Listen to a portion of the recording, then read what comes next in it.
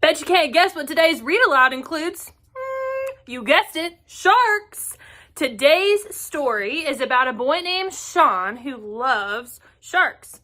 So listen to the story to figure out what happens when Sean's classroom project doesn't go the way he thought. Don't forget to listen for the word of the day and write it down on your calendar. Sean loves sharks.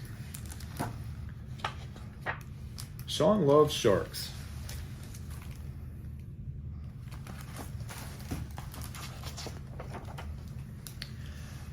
He loved their streamlined shape. He loved their dark black blank eyes. He loved their big mouths full of sharp teeth. He loved how they could sneak up on something tasty and grab it with one big bite. Sean thought about sharks all the time. Chomp, chomp, chomp, chomp, chomp, chomp. When Sean ate, he opened his mouth wide for each bite. Chomp, chomp, chomp, chomp, chomp. Sean watched shark videos, knew all the shark movies by heart, and had 127 shark books. Wow. At recess, Sean opened his mouth very wide and chased the other kids, especially Stacy, who screamed the loudest. Sean loved how everything got out of the way of a shark. Chomp, chomp, chomp, chomp, chomp, chomp.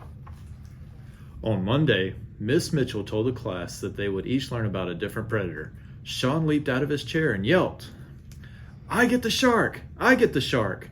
"Please sit down, Sean. Everyone gets a chance for the shark. Each of you may pick one animal from the bowl." The animal Sean picked was not shark. It wasn't even lion, or tiger, or grizzly bear, or orca, or Tyrannosaurus Rex. It was a leopard seal. "A seal," whispered Sean. "Great white shark was picked by Stacy."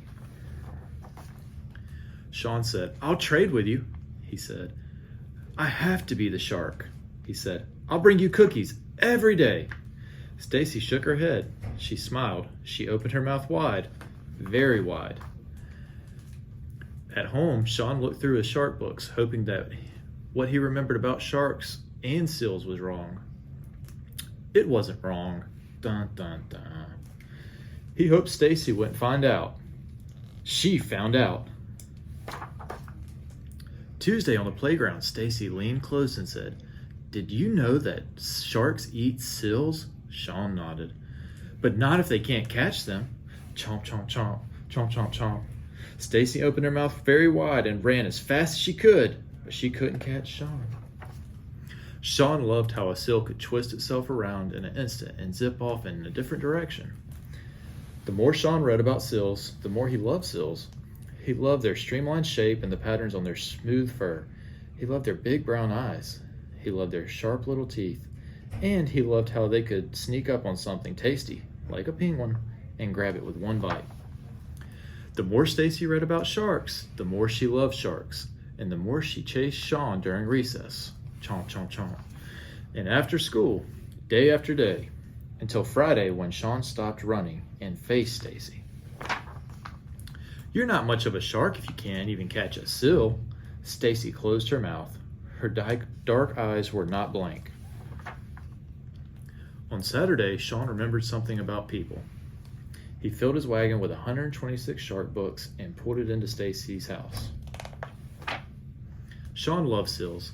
He also loved sharks, and he knew that even a fast and clever seal could never be friends with a shark. Well, almost never. The end. Today we challenge you to be like Sean. Think about something that you really like or are really interested in or know a lot about, and spend a few minutes today sharing about this thing with someone in your life. Then don't forget to get caught up in a good book and read today. We'll see you tomorrow for the next Mystery Reader.